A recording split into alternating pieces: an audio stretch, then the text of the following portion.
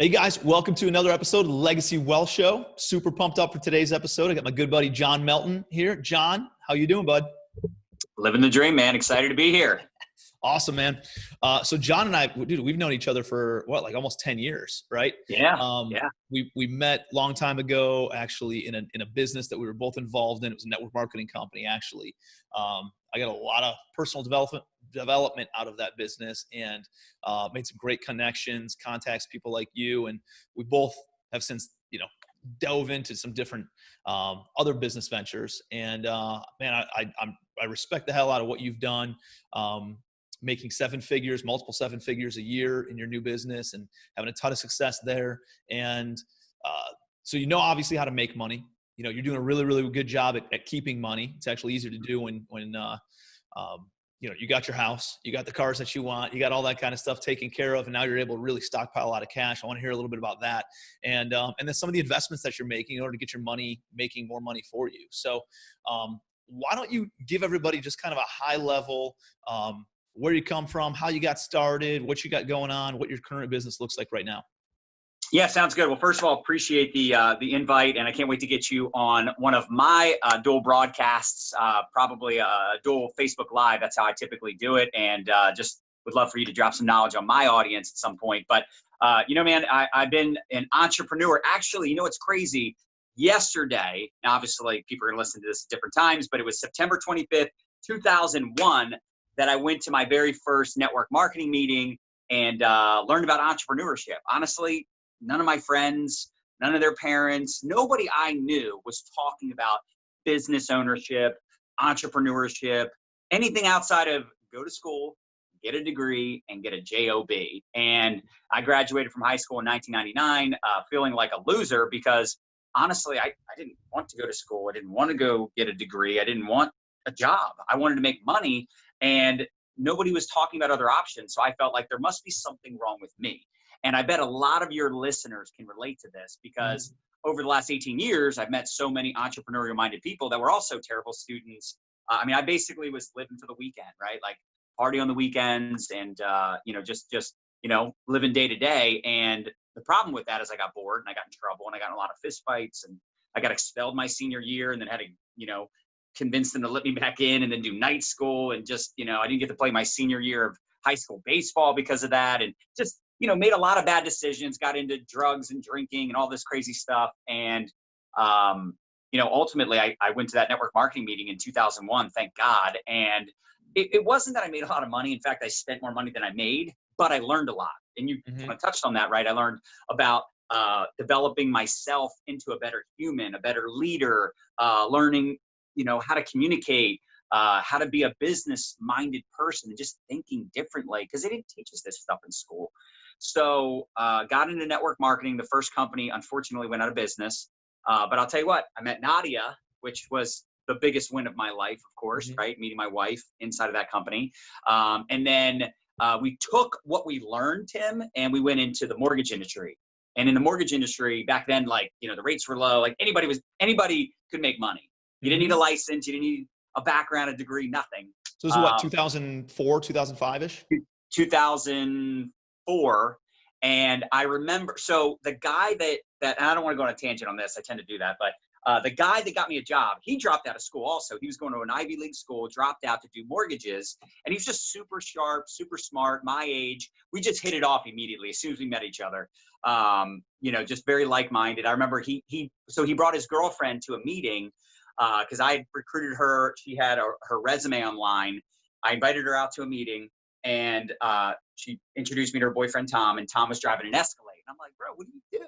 Back then, driving an Escalade was like a big deal. I'm like, and he's like, oh, I do mortgages. And I'm like, I don't know what that is, but cool. So he told me he thought I would be good at mortgages. And what happened was that first company we were in went out of business. My father passed away of a heart attack, which is why I'm so big into health and wellness and all that stuff, nutritional supplements. But he died of a heart attack. And then Nadia got pregnant. So it was just like, boom, boom, boom. Company shut down, heart attack. You're having a baby at 23. Yeah. And I was like, I got to get a real job. And this guy, Tom, thought I could make money selling these mortgage things. So I remember I went into the interview and I met with the owner, and he's like, yeah, I heard, you're really great at this, that, and the other thing. And Tom spoke highly of you. And I was like, yeah, yeah, yeah. So I don't know what a mortgage is, Dave, but I will outwork. I told him this. I don't know what a mortgage is, but I will outwork everybody in your company. Because he said, if you make 100 calls a day, you'll make six figures. And I just believed him. So I literally made I made 125,000 to be exact my first year. And that was only within about 10 months. Because I started in February, between like March and the end of the year. I made 125,000. I was a rookie of the year. I made 100 calls a day. If there was a day I made 70, I made 130 the next day. Like dude, I'd go to the bathroom and I'd have like, the little earpiece, back then they had the electronics, I think it was called. Like I had the earpiece, and people would try to talk to me to and from the bathroom, or even while I'm like, going to the bathroom. Like they're trying to talk to me. I'm like, bro, I'm on the phone 24/7. Like I'm on the phone. I was so hungry to make money. And the second year I made 250. I was the number one loan officer at the company.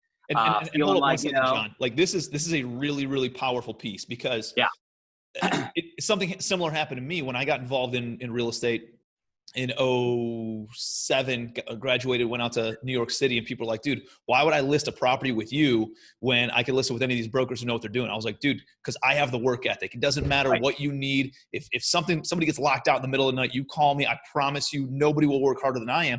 And I think when you lack skill, but you can make up for it in work ethic and determination and drive, dude, especially entrepreneurs, you can't teach that, right? That's not something that you can instill in other people. You can teach them the technical skill sets. You can't teach them the drive and the attitude and the determination that you really want in A players, right? And so like that's something that, and early on, when you don't have the skills, when you get involved in a sales kind of job or something along those lines, like you make up in numbers what you lack in skill, right? So, hey, even if somebody's been there for 10 years and they can close 6 deals out of 10, you can beat them by making 100 phone calls, even if you only close 1 deal out of 10. Because if you make 100 phone calls and they only make 10 phone calls, you're closing 10 deals, they're only closing 6 deals, right? So you make up in numbers what you lack in skill, and eventually you become more skillful. Then you eventually, develop the skill set. So that way, year 2, dude, you're closing 2 deals, 4 deals, 7 deals out of 10. Powerful stuff. So I'm just wanting to unpack that real quick. So keep going, bud. Dude, you nailed it. I mean, that's it right there. I was like, I don't know what a mortgage is. But I'm just going to make more calls. I'm going to work harder. I'm hungrier than anybody. And then you start making all this money. And of course, you start making bad investments. And you know what's funny? I actually had a very good mindset, in my opinion, because most of the people that were there were buying fancy cars, fancy suits. And dude, we're on the phone all day. I'm like, why do I need a suit? I don't even understand the purpose of a suit. I'm literally not meeting with clients, but they're blowing their money any way they can. They're going out drinking. They're going, these luxurious vacations. And I'm like, dude, I'm going to be smart. I remember having $150,000. Now imagine this. I'm a community college dropout. My parents never make money. And I got $150,000 cash in my bank account. I remember looking at that number. Like I would always be looking at it. And I'm like, this is so sick, dude. Like I was like, crazy excited. I'm like, I'm going to invest in real estate. I'm going to become a billionaire. I had it all mapped out. And unfortunately, I bought at the peak of the market. I bought high. I sold low. I didn't have someone like you, unfortunately, that I could lean on and invest with and do all the things we're doing now. But dude, I lost all that money. And I was like, I should have just blown it on luxurious vacations and custom suits and nice cars. Like I should have blown it like everybody else, because it all went bye-bye anyway. And that was a very stressful situation, because not only that, but I deferred freaking taxes, which I forgot I did that. We deferred taxes. Nadia was also doing mortgages and crushing it while raising Dylan. And so then we got to pay all these taxes back. So we had to have a monthly payment for years, paying thousands of dollars a month, because I lost all the money that I would have given the government in those real estate investments. So that was so stressful. But at the end of the day, what kind of deals did you invest in? So flips. We were trying to flip. So and honestly, man, one, it was speculative. You were buying at a retail price, hoping tomorrow it goes up to a higher price. Boom. Yeah. And then when it didn't, you didn't have the cash flow to cover all the debt service. You didn't have the cash flow to cover expenses, and didn't have the cash flow to fix the property, finish the property. And of course, the deal, it's always supposed to finish sooner and cost less. Yep. And it always ends up costing way more and taking way longer. Yep. And then on top of that, man, I didn't know what I was doing. I didn't know anything about real estate, right? I'm like leaning on a broke I'll never forget this guy, Josh, that I did a lot of those investments with, because he knew a lot about real estate, but he was also broke.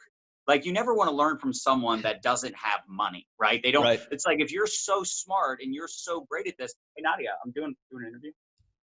Common sense. So for me, you don't have to edit out anything, by the way. So for me, I was like, man, I don't think real estate is for me. Like, I lost all this money. I bought high, I sold low, plus the market crashed, right? And the truth is, I figured out real quickly, like, I need to be much more intelligent, because it's so hard to make it. You work so hard to make it, and it just, blow it on stuff that you know nothing about. Like you said, it's just speculation that it's going to appreciate and this is going to happen and that's going to happen. And it's funny too, because I heard a quote one time, actually two really good quotes. One, you shouldn't make money when you sell the property. You should be making money when you buy the property. I think that was Robert Kiyosaki. And here I am talking about real estate quotes with the real estate guru, but you know the deal. You know the deal. And number two, when a man with money meets a man with experience, the man with experience gets the money, and the guy with the money gets the experience. Yeah, and that's exactly what happened. So, for us, we lost a lot of money in real estate. And then, on top of that, dude, mortgages, there's no personal development. Yeah. I mean, these guys aren't even reading books they're not even reading books on how to sell. Like, there's it was cutthroat. Everybody had a drinking or a drug problem or both. Boiler room, bro, right? It wasn't the best environment, honestly, the mortgage industry. And, I didn't Boiler room, Wolf of Wall Street type of mindset, right? 100% like boiler room. Mm-hmm. Wolf of Wall Street, all that. Yes, yes, yes. And it was, you know what it was, dude? It was all about, and looking back, I feel guilty. But back then, it was all about how much money can you make on the single deal. They literally would have a leaderboard of who's charging the most money in fee, essentially. That's how you made your money. And looking back, it's like, no wonder it got regulated. No wonder it crashed. No wonder they started, forcing us to get licensed. And when they started forcing licensing and all these other things, I'd also got back into network marketing with the company we met in. That was in 2006. So it's interesting, because I just came off my biggest financial year ever. I made $250, invested in all that real estate, and then I get back into network marketing. I only say it's funny because so many people assume when someone's making a lot of money, they're not open to other income streams. And on the contrary, when someone's making a lot of money, they realize that they need to be smart because they're working so hard and they only have one stream of income, and they've created a lifestyle. And, you start to become dependent on a certain level of income. But it's also scary when it's only one source, because, especially when you're in sales, you're in a business that goes up, has so many ups and downs. I mean, mortgages fluctuates like crazy. I mean, you can make a ton of money when the rates are down, but you can also make nothing when the rates go up. And that's just something that I didn't want to be in a business like that long term, with so much stress, so much emotion. You could work on a deal for 6 months, 2 years, and you get to the closing table, and because the underwriter messed up, or someone makes a mistake, someone says something they shouldn't say, the deal dies. And I had to get out of that business. So that's when I got back into network marketing, did it part-time for a couple years. And then 2008, I went full-time, and I've been full-time in network marketing since 2008. So over 11 years now. It's been crazy. It's wild, man. Yeah. So you're in that company. I was in that company for about 2.5, maybe 3 years. And then I got back into real estate, right? Dude, got so much mindset, so much personal development. I remember being terrified to do a testimonial early on, like publicly speak. And then by the end of it, I was like, no, I'm going to be the next Tony Robbins and like all this kind of stuff. Like, I love what it did for me as an individual. But like you said, man, I spent way more money going out and burning up the tires and the miles on my car and doing these meetings and all that kind of stuff. And for me, it just didn't, that business wasn't congruent with what my long-term vision and stuff was anyway. So I got back into real estate and burned up the trails in real estate. And you moved over to a different company that you just aligned with a little bit better. Why was that? Yeah, I mean, for me, you hit the nail on the head again, man. That was it. I was terrified of public speaking, had a deep fear. Got over that, and then now I'm out every night doing meetings, and I was there 7 years, full time for 5, and I actually made 6 figures 5 years in a row. I mean, the year I went full time, I started recruiting A players, business owners, entrepreneur minded people that spoke the language, people with influence. Yep. And that's when my business blew up. Actually, that was 2008. So I made six figures, 2008, 9, 10, 11, 12 as a full-time network marketer. And then, so that was 7 years total in that business. I'd completely gotten out of mortgages, right? I did my last loan in February 2008 for my mom to lock her into a 30-year mortgage, and then I was done. But, you know, and Well, you actually got out of it before everything crumbled then, right? Yeah, yeah. So what, I also had a personal thing happen. One of my best friends from high school, we'd kind of gone in different directions, but he was still, you know, like a brother to me. He committed suicide. He had a drug problem, you know, shot himself, like a whole like horrible thing that happened. And I quit drinking after that because him and I always would be like, we'd get drunk, you know, 3 a.m, like, dude, we should really quit drinking. Like, we make all the bad decisions after, you know, we've drank too much midnight. Like, some people can have a glass of wine, they're cool, just chill. You know, for me, it's like a couple bottles, right? Couple, you know, a 30 pack. Like, you know, we were crazy. So I quit drinking and I said, you know what? I'm not going to do this mortgage thing. I need to get out of this. I need to do something positive. I need to do something that I'm excited about. And I just got really excited about network marketing full time. And I was like, I'm going to go out there and do meetings every night. I'm going to recruit better people. I'm going to take this serious. I'm going to take my life more seriously. You know, you got a kid. I had another one on the way. You know, so we had Christina in October 2008. So she's now going to be 11 next month at the time of this recording. So I have a 15-year-old son. My daughter is in 5th grade. It's just crazy, dude. Time flies. I know, right? It's wild. Bottom line for me, that company, because I had 2 kids, because there was like nobody on my team making money. Like, they would make money for a little while and then it would die off. So I'm like, okay, I've been here 7 years. I'm out doing meetings every night. And they're not up the road, bro. You know the deal. It's like you're driving 2 hours one way to do a 6:30 meeting. And then your 8:30 meeting is an hour away from the 6:30 meeting. You're getting home after midnight, eating crap food. Like, I'm like, this is not what I signed up for. I'd rather go back to doing mortgages than to be out every single night doing these PBRs, private business receptions, pitching people on a business that we're calling a home business, but I'm never home. I'm in other people's homes. I'm doing a Saturday training every Saturday. In fact, we had my daughter on a Tuesday, and my daughter was 10 pounds, 2 ounces. For some of us that have had kids, you know, that's a big, big baby. Nadia was at Saturday training before the baby and Saturday training that Saturday, dude. Like, that's how psychotic we were. But hey, they say you got to be crazy if you want to have crazy success, make crazy money. And I agree with that, but you also have to have some common sense. And if you feel like you're not aligned with the direction of the business you're in, like you don't feel like excited when you wake up in the morning, you're not excited about what's the point? Like, okay, so I'm making some money. It was super scary at the time to cut off that income and just say, you know what, I'm done. But I couldn't look people in the eye anymore and say, this is a great opportunity. So I started building something else. And that was in 2013. And then, of course, more drama came after that. But I left that company in July of 2013. It was the best decision I have made, especially at that time, because we've gone on to have huge success. But dude, it was hard, man. It was hard at that time to walk away on something. You know, you think about something you've done for even 2 years, you know, 5 years. This was 7 years of, a long time, man. 24/7 crazy work ethic. So there's a sweat equity. There's a couple things that you talked about there and a couple times you're like, hey, I got to get out of mortgages and find something better. Okay. So you think this is better over here. You get onto that side of the grass. Maybe the grass isn't necessarily greener, which you found out. And it took a lot of watering. It took 7 years of watering that grass. And then you still realize it's not greener grass, right? So then you leave again. And at what point are you like, okay, this is the right opportunity. It's not the right opportunity, or I'm going to stop looking at, you know, different types of dangly, shiny objects and stop looking at grass is greener on the other side. Like, what have you learned from that whole process? Well, first of all, the company that I felt like was the better option, it wasn't just the company, it was also the timing. It was the way they built their businesses online. Because I wanted to build online. I wanted to build from home. I wanted to be able to put my kids to bed and not have someone else putting my kids to bed. Right. Like, so for me, I tried to build that business online from home. It wasn't possible with the way the model is set up, and they still don't really build it that way. Those guys still build offline. So, but it's crazy because I didn't want to have shiny ball syndrome. I didn't want to look like a hopper, like I just, on to the next thing. But then of course that company gets shut down by the FTC.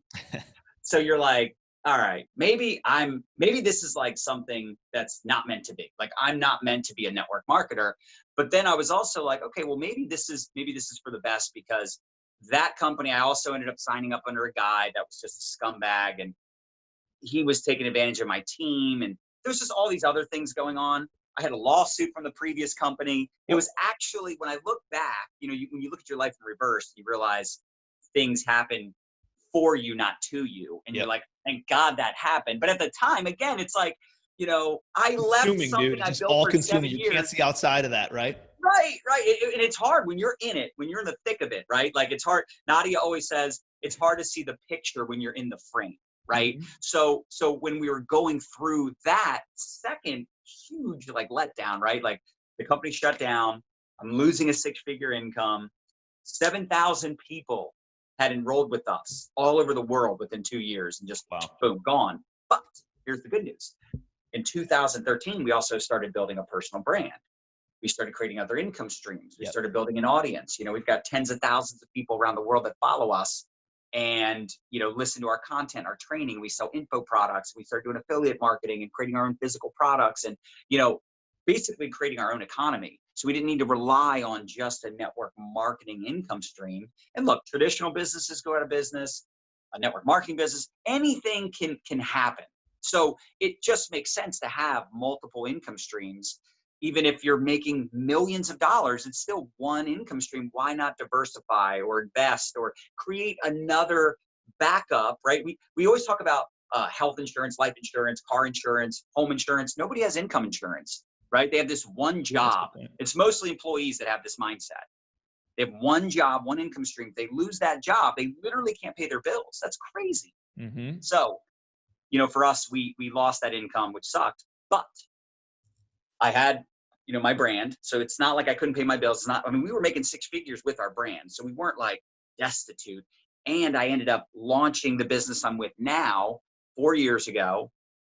And we became millionaires in this company. And I don't think we would have became millionaires in the previous one we were in. So even though it sucked at the time, having that company get shut down, I think that was all meant to be. And I think if it didn't happen the way it did, the exact way it did, we wouldn't be where we are, having huge success. You know, in 2017, we started making 6 figures a month.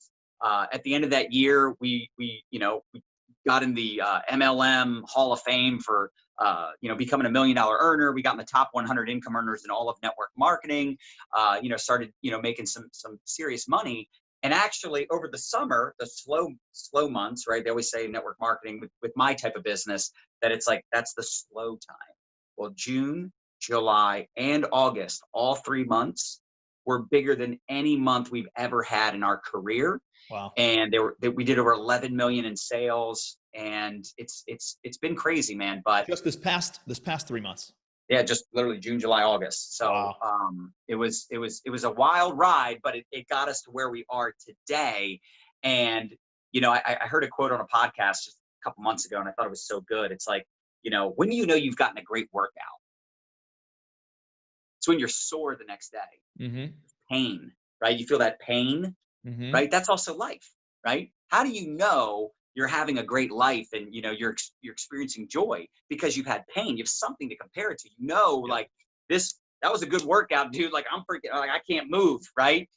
Leg day, the next day, you're like, you know, you're walking around with a limp, like, you know, you just want to like sit and just, you know, not move. So that's how you know you got a good workout. It's the same in life, right? So when you have the pain and you have the adversity, it's like, you must just have a higher calling. Like, you wouldn't go to the movies to go see a crap movie with no drama. There's no plot twist. Like, this movie sucks. Like, you wouldn't even make that movie, right? Yeah. So when you're going through it, it's hard to stay positive and have faith that things will work out and this too shall pass. But you know, obviously the one thing we did not do, we did not quit. We kept going. We kept persevering, even when we didn't feel like it, even when we were questioning things. And you know, it's not even true. I probably did quit, Tim. I just didn't tell anybody. Yeah. Like, I'd quit for like a day, like, you know, freaking done. Like, I'm just, you know, I'm going to feel sorry for myself today, but I wouldn't tell anyone. Thank God. I wouldn't go on Facebook and be like, I'm so done with this, because I knew that every success story I had written about, is that a word? Every success story I'd read, right? Every time you saw someone speak on stage, every time, any success story, there's always adversity. There's always drama. There's always a freaking plot twist. So it's all how we perceive it. And I know you know that. That's why you've had so much success in your business. But to expect it to be easy and expect everybody to support you and expect to always make profits and have no ebbs and flows, like your business, you just get started and it just goes up forever. Like, first of all, everybody's going to hate you if that does happen, right? Mhm. Like nobody's going to relate to a story like that. Yep. So I think all that stuff worked out the way it was supposed to. And you know what's interesting too? I'm actually glad I didn't make this much money when I was younger. I'm glad it took so long because now I appreciate it. Like the people I Yep. work with, the people on my team, like they love us. Like they appreciate and respect us. They're blown away by us all the time. Like I get so many messages of people just appreciating that we respond to their messages, that we Mhm. know their names, that we treat them like a human. We look them in the eye. And obviously I don't do a lot of like offline stuff, but when I do, like I take pictures with everyone, right? Yeah. Because I know to them, they're looking at me, but not looking at me. They're looking at what's possible. It Right. inspires them of what their life could be.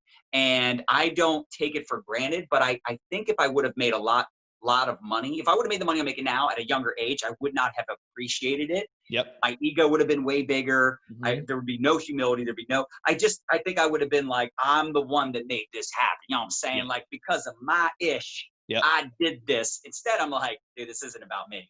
Yep. I know damn well what I had to go through to get here. Yep. And I don't want it to ever go backwards. But I also know it's not about me just like holding on, right? It's about me having an abundant mindset. It's about me being grateful. It's about me being more strategic with what I do with my money, which I know we're going to talk about. And I think all of that just set the foundation for who I was meant to become. But thank God I didn't quit. And thank God I stayed positive. Thank God I kept working hard, even through all the adversity. Do you feel like you're at a point now, uh, because early on, man, it's hard to make money, right? It's hard to kind of figure out how to generate revenue and Especially consistently. right. Like you And, might have like one big win, one big hit, and then it's like, dude, this is so hard. How do I just every month make it come in, right? yep. And what have you found is one, what creates the consistency, right? And then two, I found that's very value driven, right? Like the more value you give, like it's the whole reaping and what you sow kind of a thing, right? And the more value you give, the more people respond to that, and the more opportunity that then presents itself. Do you feel like today, if for any reason your other business got shut down, this network marketing company that you're in right now, if it got shut down, would you be stressed out, or would you say, hey, now I know how to do this. I know how to create enough value and how to create enough or how to overcome all that adversity. And I've kind of figured out how to put the puzzle pieces together in order to generate revenue now. Do you think like you got to that point? Yeah. Oh, 100%. And it's funny because I listen to Gary Vee, and sometimes I don't want to listen to him because I'm like, that was so good. And I'm like, I don't even want to think what he just said. But he's like, sometimes I wish my business would just go to zero so I could just rebuild it all over again. Yeah. And I feel like sometimes I actually think that too. And I'm like, I don't want that. I don't even want to think that, because I've got people that they've created phenomenal incomes and phenomenal businesses for them and their families. So I would never want that to happen. But I do sometimes think like, what if I, started my own company, or what if I had to rebuild? Like, how would I do it differently? So of course, if you've done it a couple times, your confidence and your experience is there. So you feel like it wouldn't be as hard the second time around. Yep. So I definitely agree with that. And I think creating consistent income, to answer that question, I think it just boils down to you showing up first consistently, right? Like you said, providing value, pouring into people. Every day. Yeah. Every day. And you know what? Even if you show up consistently for 2 years, that doesn't mean you're going to make money, but that means you kind of talked about it, right? You're reaping what you sow, and you're out there going, you know what? I'm not seeing the results. And I always say this word, I think it's so important, yet. If I ever write a book, it might just call it yet. Because if something isn't where you want it to be, you're just not there yet, right? You're not in the best relationship yet. You haven't met the man or woman of your dreams, or you haven't had kids yet, or you haven't become a successful business person yet, right? Whatever that looks like. Everybody has a different definition of success, by the way. Like, I thought I needed to make millions of dollars because I didn't feel worthy. Right? And then you make it and you're like, I don't feel that different. I mean, I'm grateful. It's awesome. I can do more. I have freedom. But you still have to work on this thing right here, this thing in between your ears. even with the money I'm making, all the success, sometimes I still question my abilities. I still question if I can continue down this path, right? And I think that's just called being human. So Mm-hmm. just embrace the suck, embrace those tough times. Go, hey, I am showing up consistently, Tim. I'm still not getting results. Okay, yet. You just keep doing it. The Mm-hmm. only person that fails, and we know this, it's the one that quits, Mm-hmm. right? I've never met a network marketing failure. I met network marketing quitters, Mm-hmm. right? Same thing could be said in any business. Same thing could be said in real estate. You know, you get Mm-hmm. people, oh, I like me, I bought high, I sold low. Does that mean real estate doesn't work? No, that means I made some bad decisions. Just because someone gets divorced doesn't mean marriage doesn't work. Just because someone drops out of school doesn't mean you can't get a degree and go find a great job. It wasn't for me, but to each their own. And you just have to identify, like, what do I want with my life? What do I want to turn this into? And map out a freaking plan to do it and stick to the plan no matter what.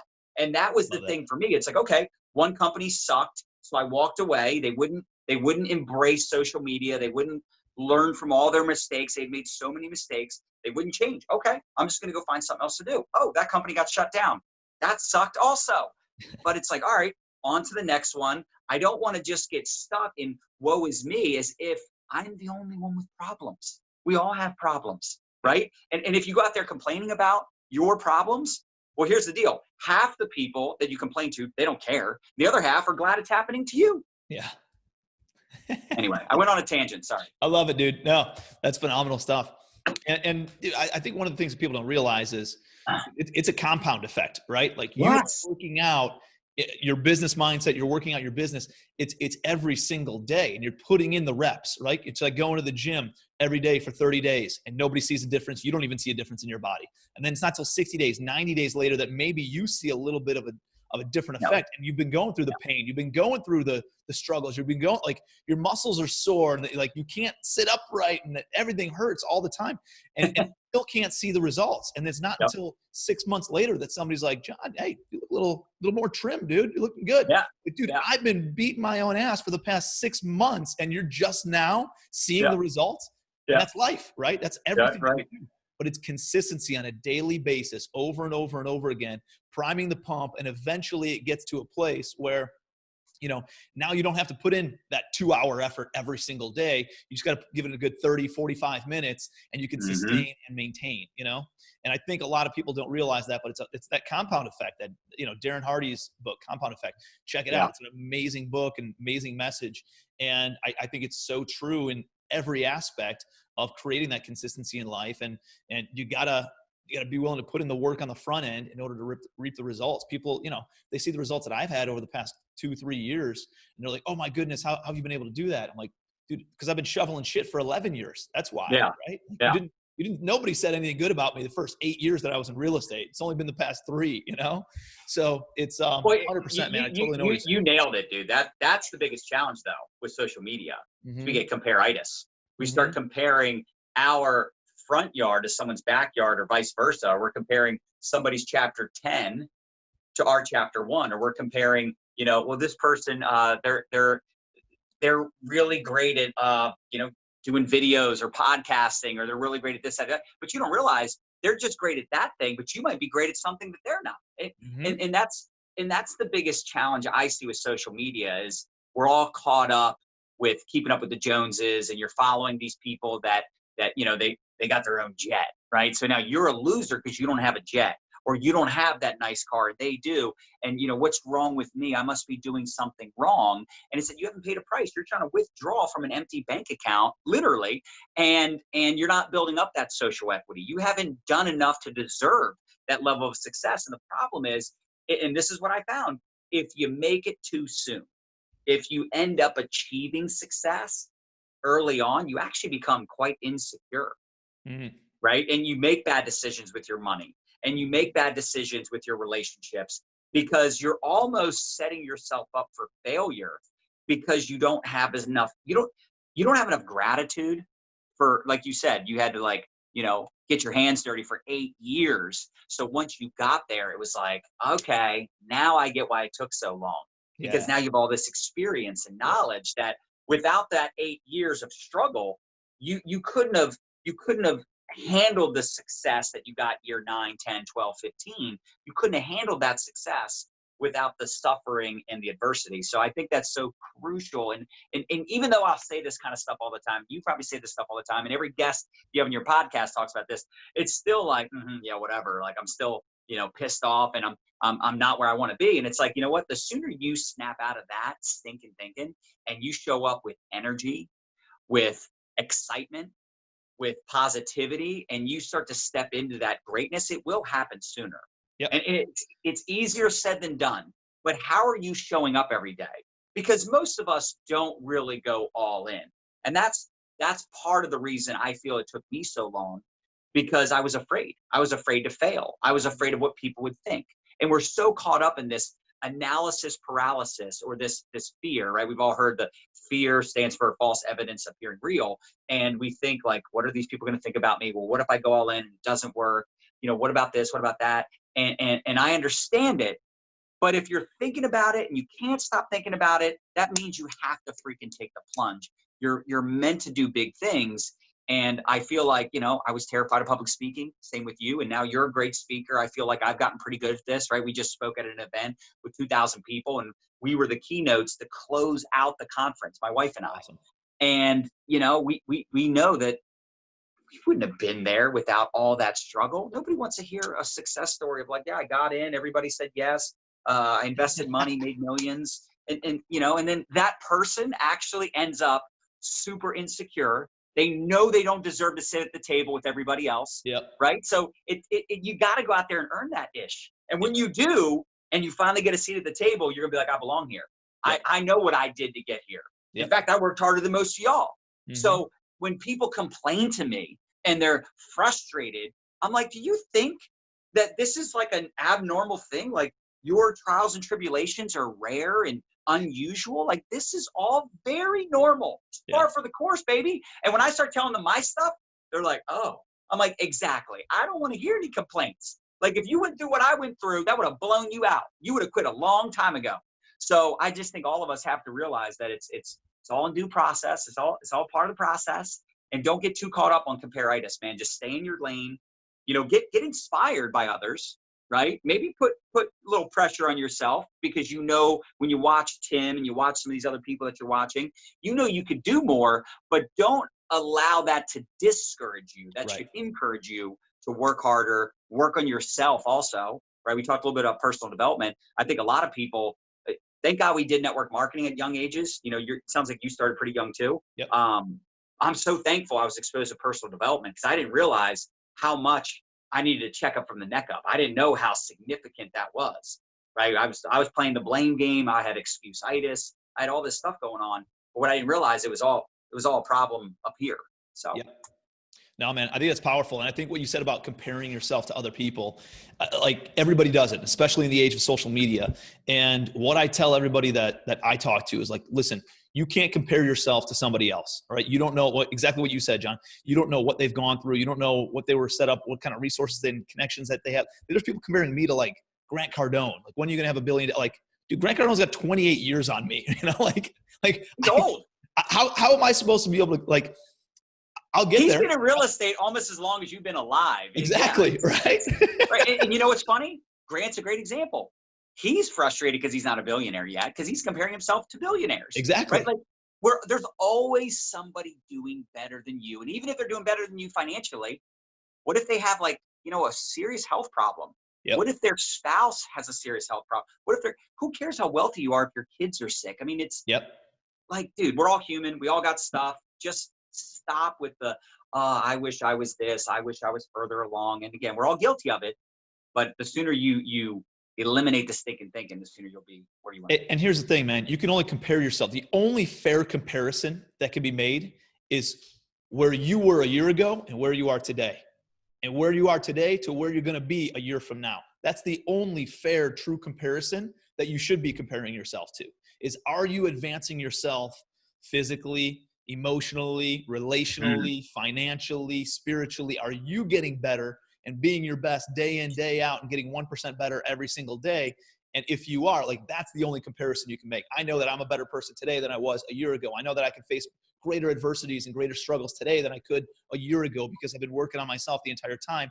And that gives me a lot of confidence in able to go and take on more struggles and more issues and more business transactions and problems and opportunities and all those other things. And so, do not compare yourself to other people. Only compare yourself to you, where you started, where you are now, where you're going, Right.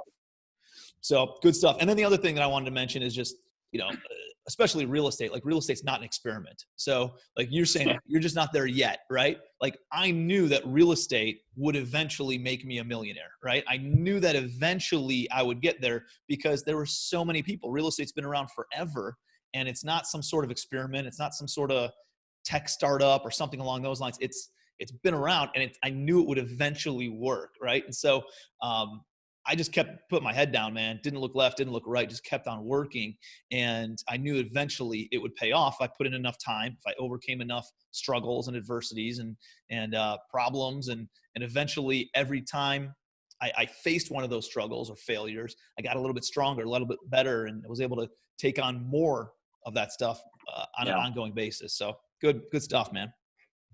So let's switch gears a little bit. Let's talk about some of the bad investments you've made. So you talked a little bit about buying real estate at its peak, hoping, speculating that it would go up in value, and then it didn't. What other things have you invested in that did not play out the way that you had hoped?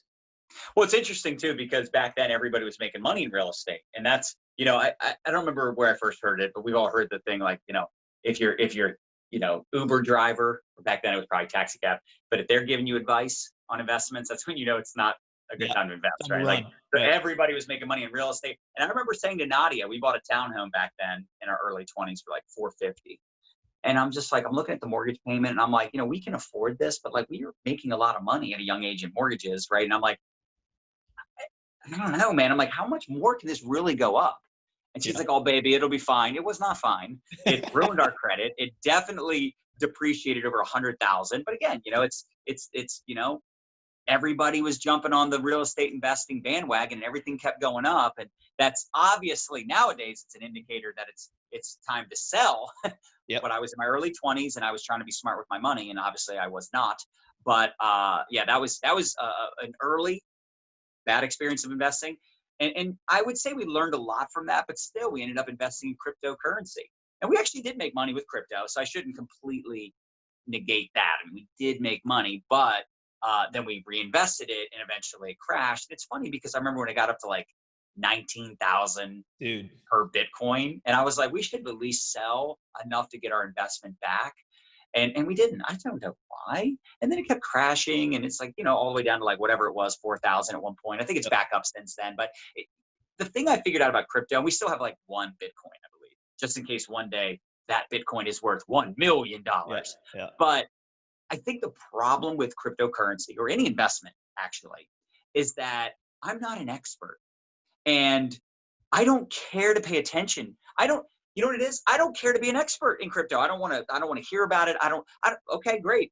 It becomes, worth millions of dollars, and you should have held on to it for 30 years. I don't even think I'll have FOMO about that, because I don't care about it. And I wish I never got into it, only because I got so sucked into it, not financially, but I was spending so much time researching that and blockchain and all this stuff, which may or may not become huge. But guess what? There's always something that may or may not become huge.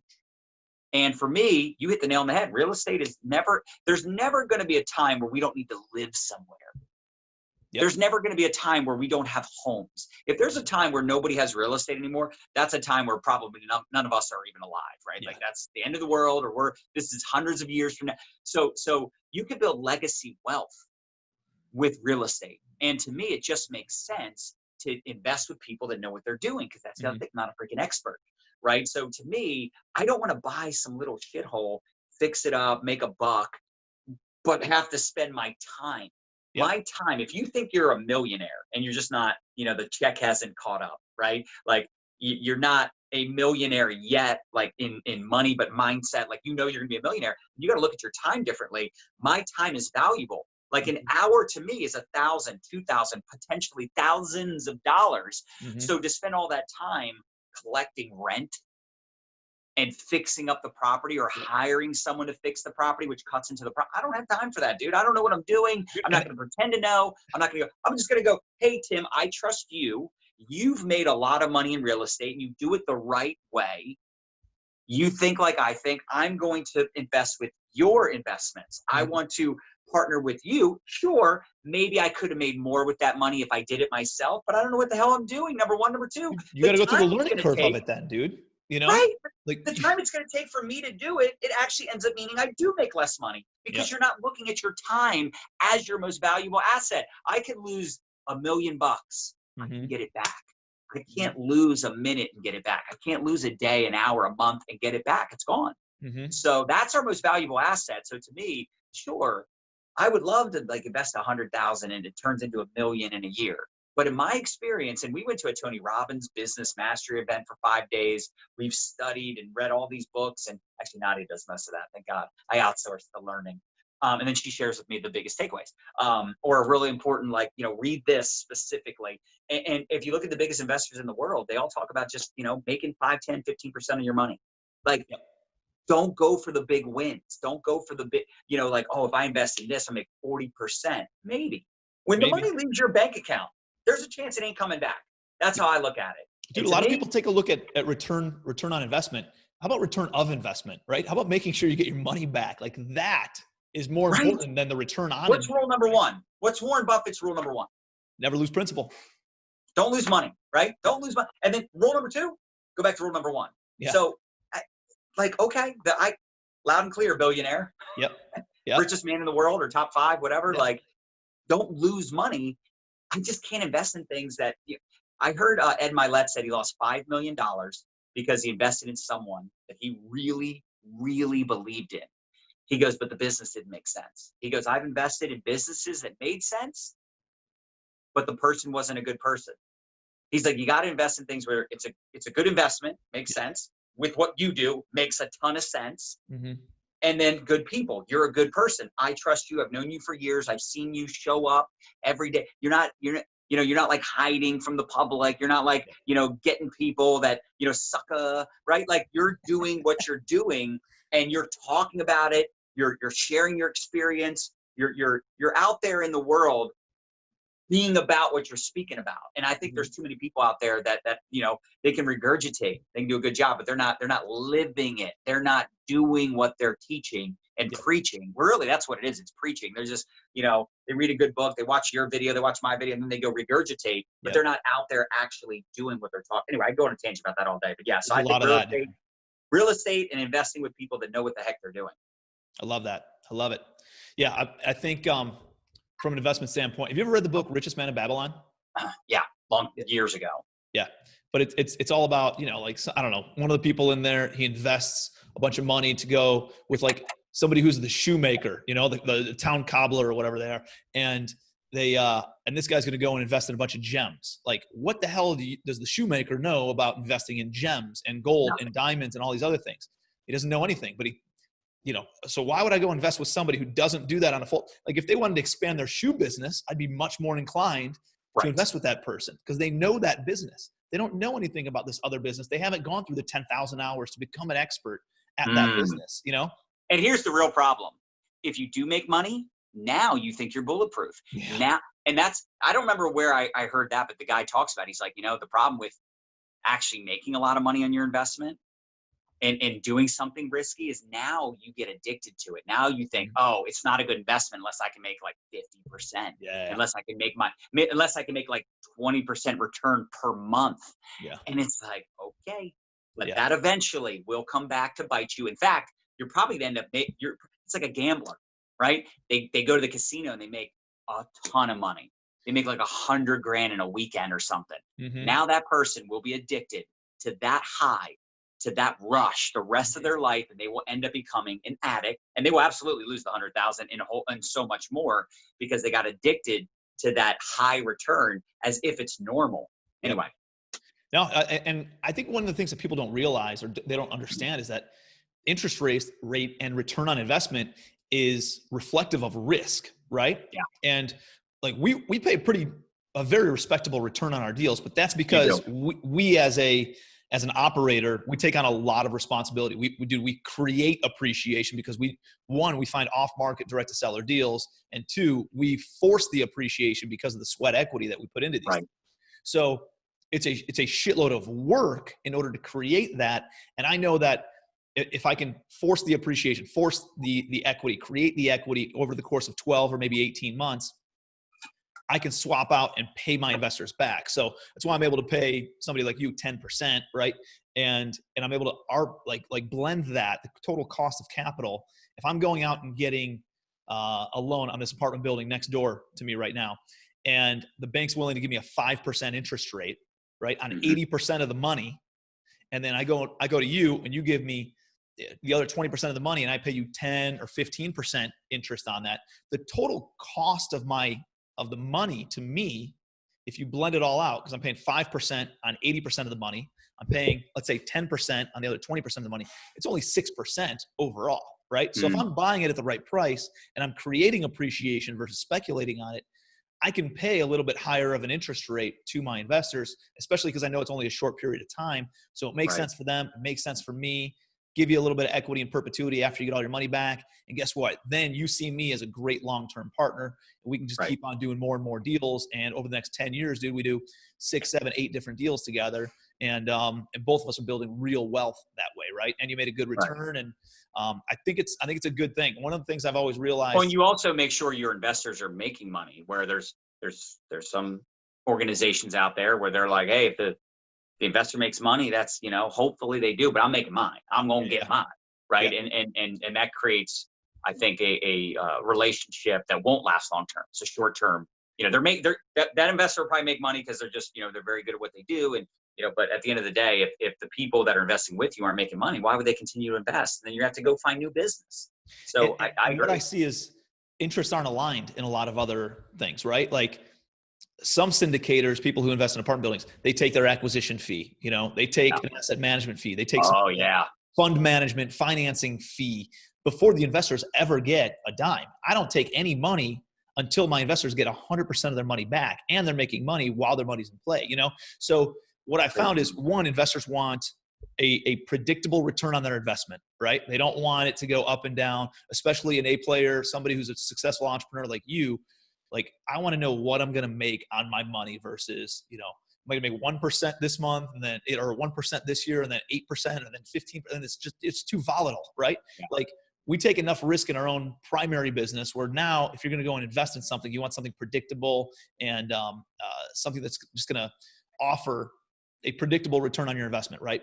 But at the same time, you want some sort of upside, right? If you're going to help, if Tim's going to make $1 million on this deal, I want some of that upside too. And I think that's 100% fair. And so that's why I've kind of created a little bit of a hybrid to pay a predictable return plus some equity on the back end. So that way we can build wealth together. And then it creates, like you're saying, John, is a lot of a long-term partnership between us. Now we see each other as long-term business partners, It's a lot like my network marketing business. Like, why would I get you in and then treat you like crap? So not only do I lose you, right? But you're also probably not going to say the best things about me if anybody brings my name up in conversation.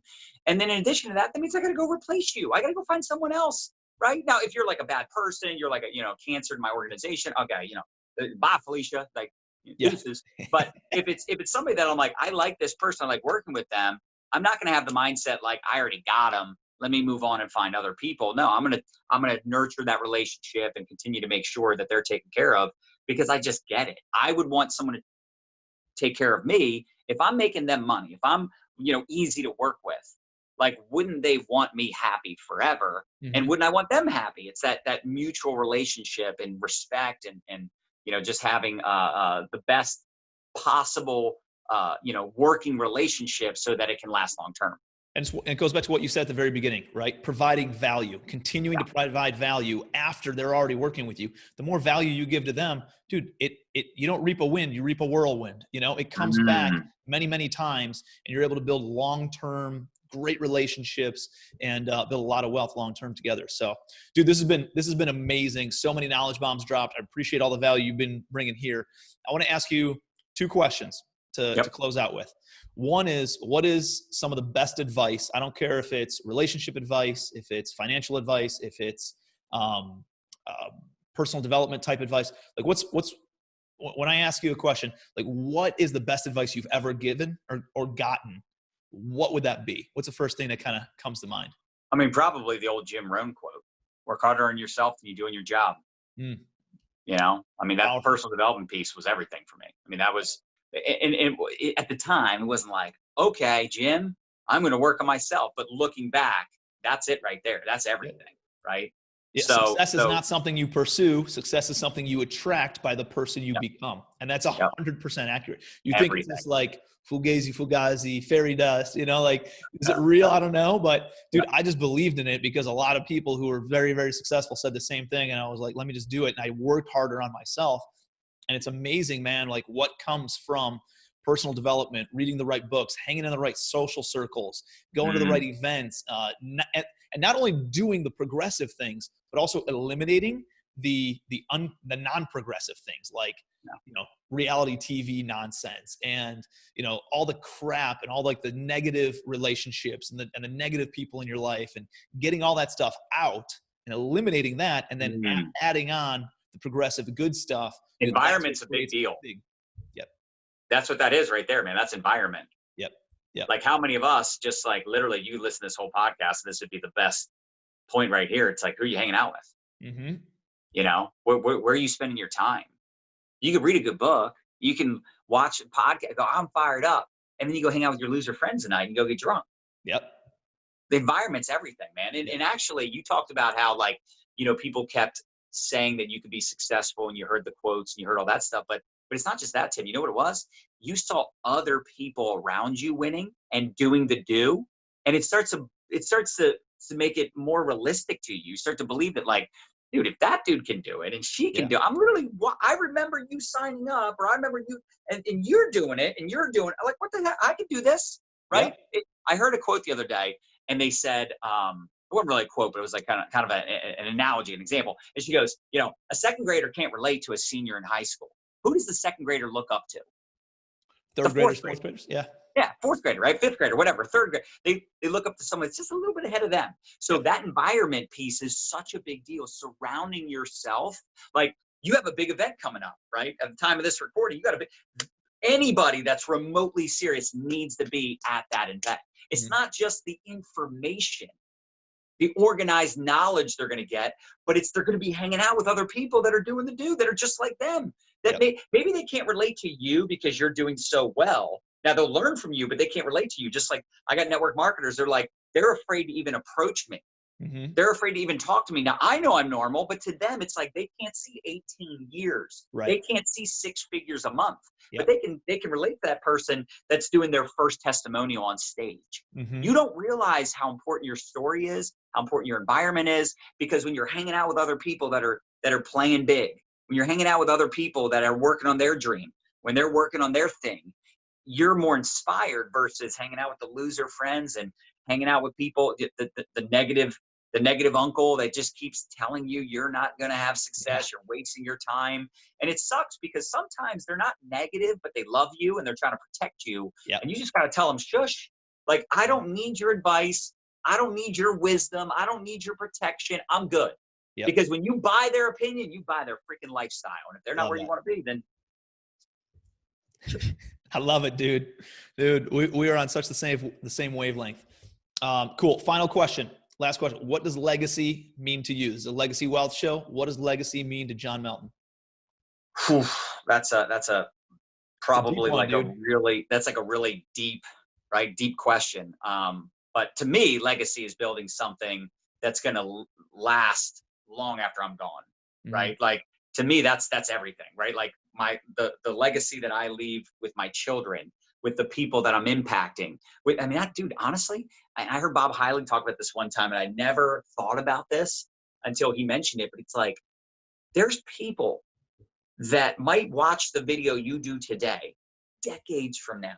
Like your great grandchildren could watch your video that you're doing right. Like that gives me chills, dude. Because cool. How cool would it be?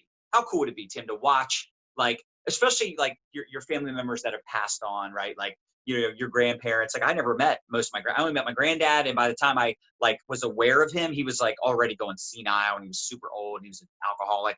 Like, how cool would it be for me to watch his videos? Yeah. From like when he was 25 or 32. Like, that's kind of crazy when you think about the legacy that you're creating every day, which could be scary for some of y'all that, you're putting some stuff out there on social media that you probably wouldn't be proud to reread decades from now, or have your great grandchildren read one day. So everything, right? With the conversations you have with your children, the businesses you're building today, the relationships you're establishing, the people you're pouring into, the content you put into the universe, right? Social media, right? Whatever.